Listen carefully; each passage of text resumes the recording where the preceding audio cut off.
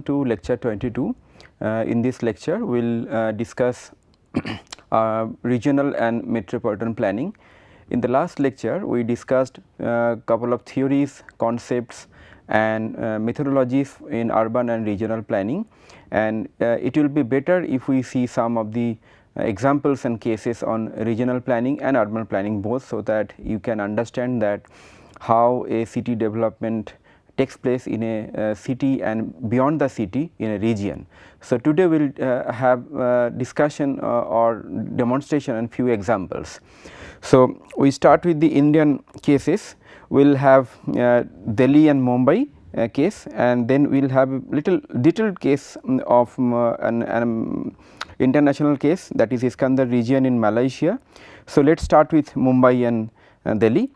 So, the regional plan for Delhi is called National Capital Region, and this National Capital Region is basically streamlined by a independent board which is called National Capital Region Planning Board, and they time to time make the plan for the whole region.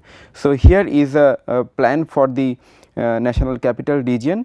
You can see that Delhi being the city being the central of this whole region, this is the city of Delhi, and in all around Delhi there are various districts, like you can see Meerut, Sonepat, Bahadurgarh, then Faridabad, Alwar and all this Bulandshahr, all these neighboring areas are there, and which is making national capital region, and it is also connected to through various cities around the region like Bareilly, Patiala, Hisar, Kota and Gwalior.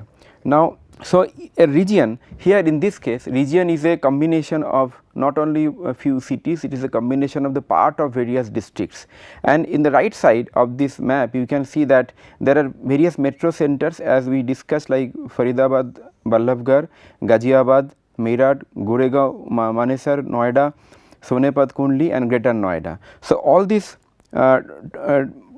metro centers or growth center are located here, like this is like this. So, these are Ghaziabad, Noida, Greater Noida, Faridabad, Gurgaon like this, and this is Meerut. So, these cities are easily connected with the mother city, that is the Delhi, and it is making an overall development in the region. So, basically the development is taking place in a radial fashion like this.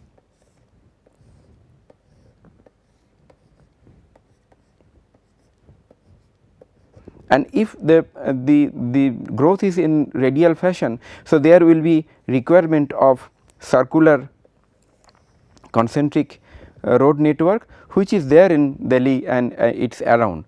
And then you can see also the regional center in the right hand side, like Bahadurgarh, Panipat, Rohtak, Palwal, as I have discussed, various regional center which is beyond the cities of this region which is there in the other districts, and there are few counter magnet area. So, the concept of counter magnet is that if Delhi or any city is acting as a magnet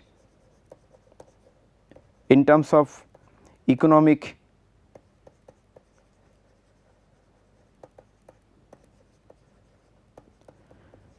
political importance and physical development also. So, there could be a system of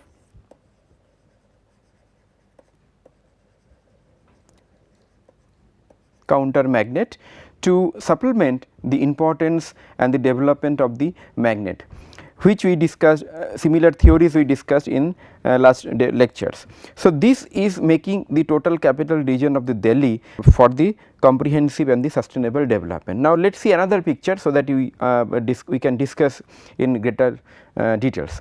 Now, last lecture we discussed that in any regional plan we mention only the developable area, urbanizable area.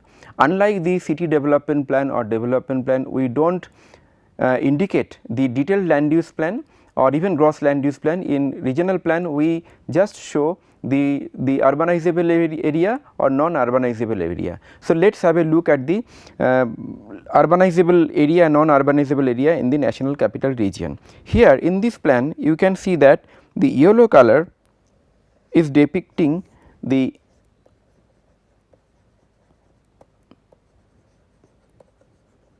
urbanizable area, and this green color is depicting the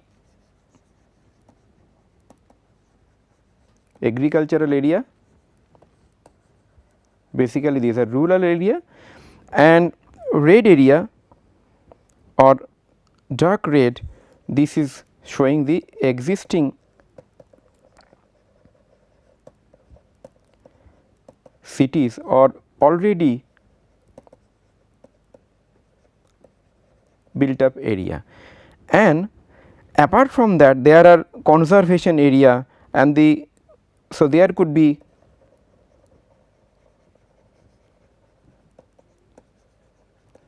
conservation area where neither urbanization, neither any other development will be there in terms of the road or any infrastructure. No infrastructure or no development will be there in the conservation area. Now, in this map you can see that, let us get back to map again. You can see that not only the existing urbanizable area, existing urbanized area, it is showing around this future urbanizable area in terms of the yellow color, and also some green areas in terms of the natural vegetation, agricultural area and conservable area. And it is happening not only for the Delhi, it is happening for other satellite towns or the other growth centers, as I told earlier, Meerut and Gurgaon and Faridabad and all these cities.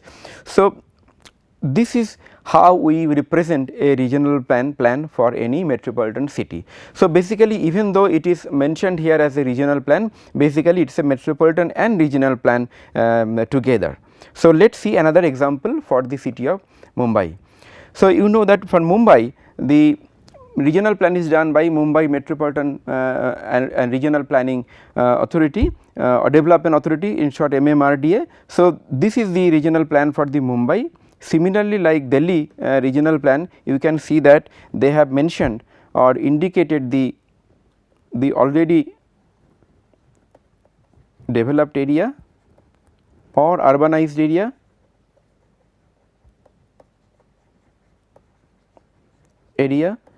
and then they have mentioned future urbanizable area, and also they have mentioned conservation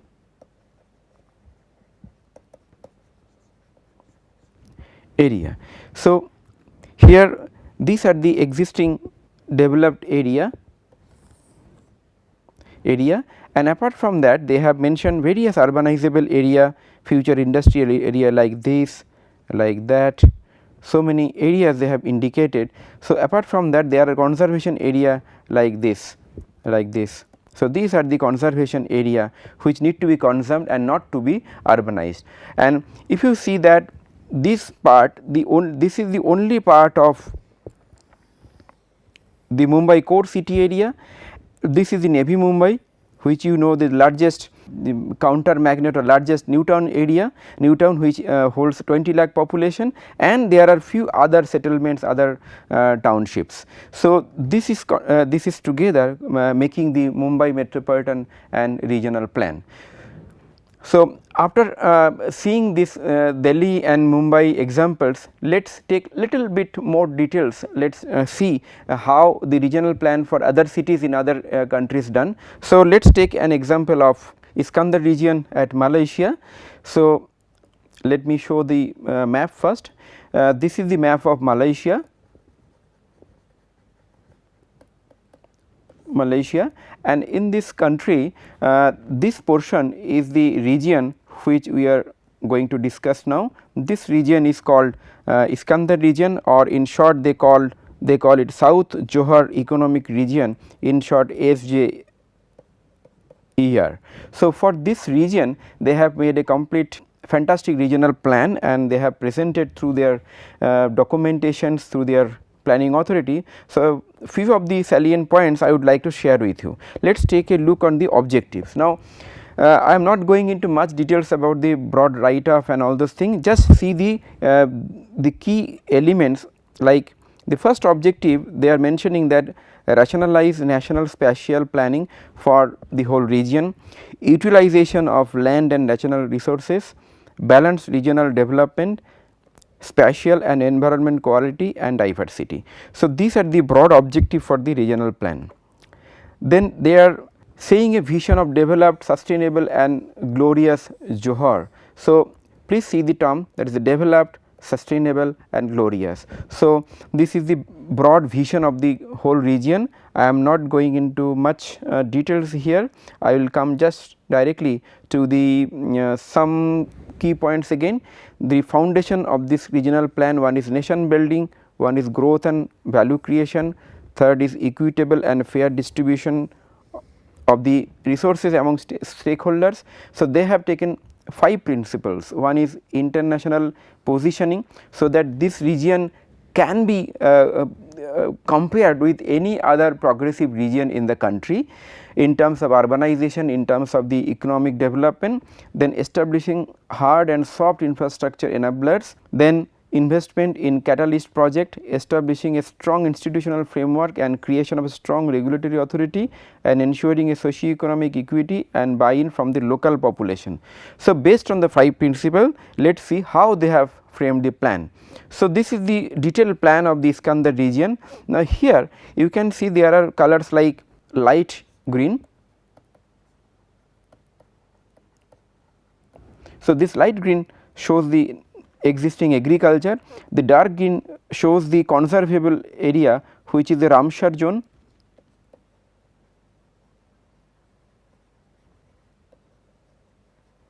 and remaining these are the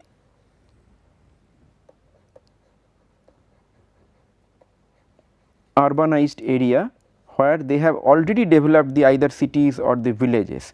Now, we will see that based on this is the existing land use distribution plan. Based on this, how they have made a future regional plan. So, what they have done, they have analyzed the whole region and they have distributed the whole region into several sub region, and you can see that one is the primary promotion zone where the major urbanization will be promoted. Second is the secondary promotion area where urbanization will be promoted, but with some restrictions or with some controls, and there will be some infill development, that is you know that the meaning of infill is that the development is all there, but to strengthen and to make the development compact, there will be situations of redensification, so that the infill could be more compact, more population can come there. So, this is the sub zones they have created. You can see how they have created. This is one zone marked in magenta color, and the green is another zone, and here you can see the control area in terms of the environmental control, agriculture, mangrove, forest and others. Now, based on that sub zoning of the whole region, they have come up with the major growth center. Like you can see the southern part, this part is the major growth center of the development, and they are going to make a economic corridor through this development. Last lecture we have discussed the concept of the corridor, which is very much popular in regional planning. So, this is the example of a corridor concept in the regional planning. So, here you can see that Johor Bahru is the center or the central city area in that corridor, and there are few more cities in eastern side and western side. So, this together is making a corridor, and this corridor will, even though there are 3 cities, so eventually they will generate more urbanization along that transport and economic corridor. So, that is the concept here they have applied for this urbanizable area. Now, you can see the relative economic importance in that corridor. You can see that Johor Bahru, which is the central city in this whole region, accommodates the maximum percentage of the industry, about 50%, about 47% of total industry, followed by the several other smaller cities which is surrounding the main city. Please recall the examples which we showed for the Delhi case, National Capital Region Delhi, where around Delhi there are industrial townships and industrial cities. Similarly, here also around the Johor Bahru there are several sub cities and cities they have created, or they are going to enhance or increase the coverage of the city. So, here you can just quickly look at the key points which are the main pillars of the economy, like electrical and electronics, petrochemical, food and agro processing, logistics and related service, tourism, health service, educational service, financial services and ICT. So, these are the identified pillars of the economy which will generate the employment, so that people from the surrounding village and the small towns, they can be accommodated and they can get the appropriate job at their place or maybe nearby cities. So, this is the pillar and the foundation of the overall economic planning.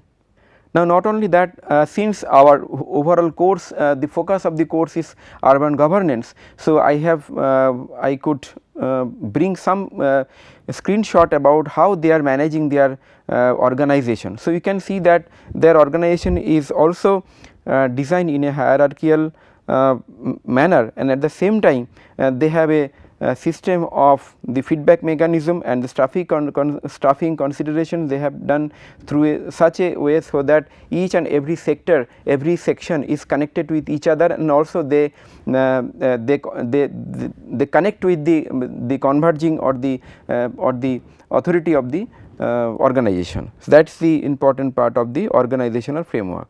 I am not going into those details, you can see in your time that these are the distribution of the some of the services. These are some indication of the use in terms of land use, when because within the regional plan they have very specifically mentioned that which are allowed, which is not allowed. So, that is there.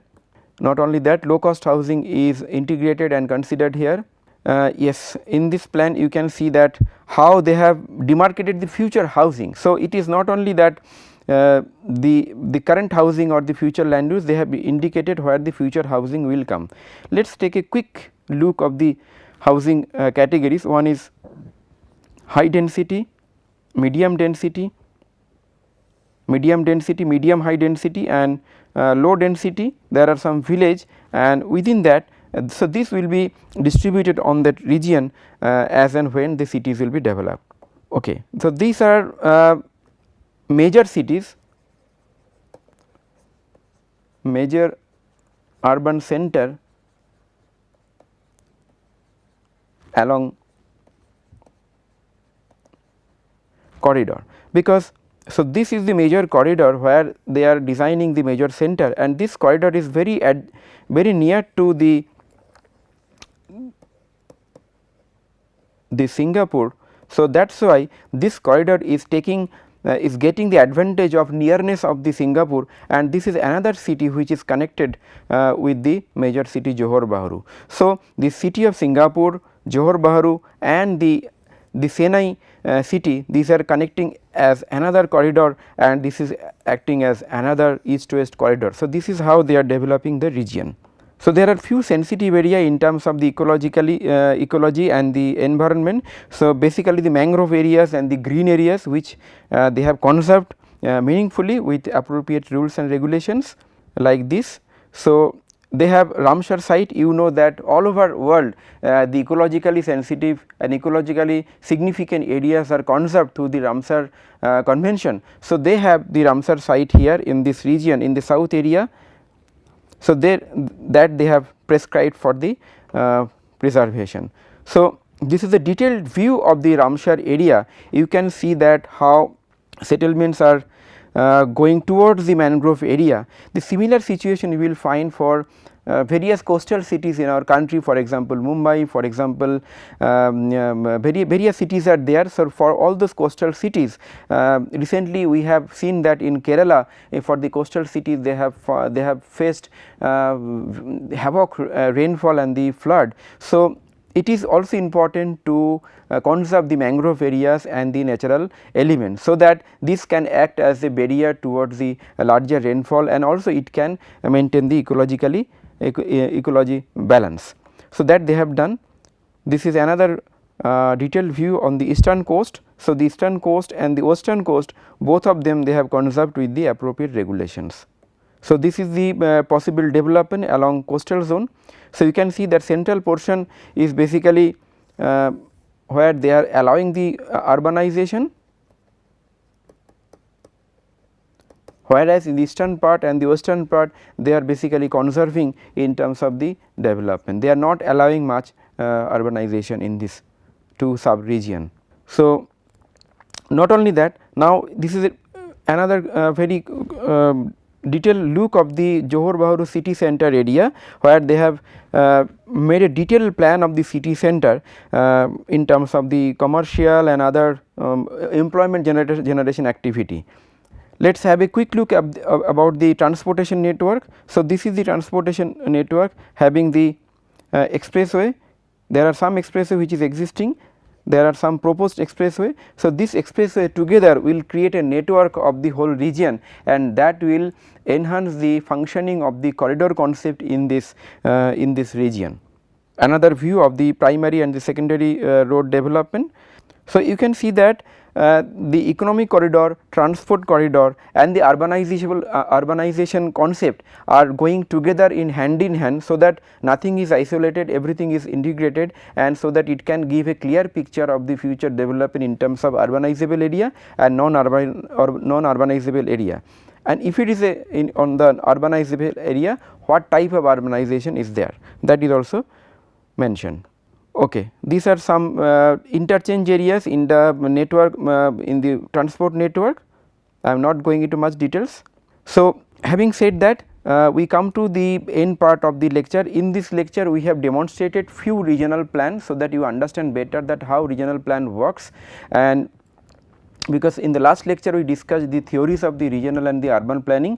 So, today we have seen the examples of National Capital Region Delhi and Mumbai metropolitan area, where we have seen that how they have created urban centers along the mother city Delhi and Mumbai, and how they have indicated the urbanizable area and non-urbanizable area, conservable area, future road network, all these areas. And then we have also seen one international experience of Malaysia, where we have seen that they have taken a corridor concept and they have taken the advantage of another existing large city, which is Singapore, and based on this concept of this corridor they have integrated the corridor, the urbanizable area and also conservable area in terms of the mangroves and the green in a integrated manner, and their main objective to bring this whole region in the economic global map of world. That is the main objective. So, that now having said that, you have, I hope that you could understand that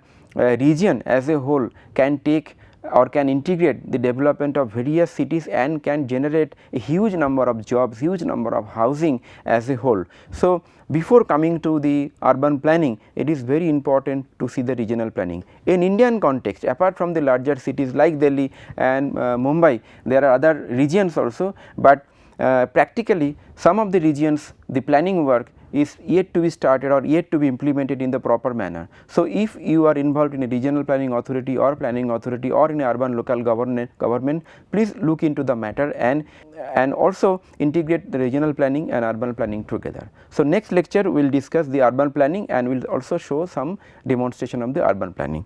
So, thank you very much for attending this lecture.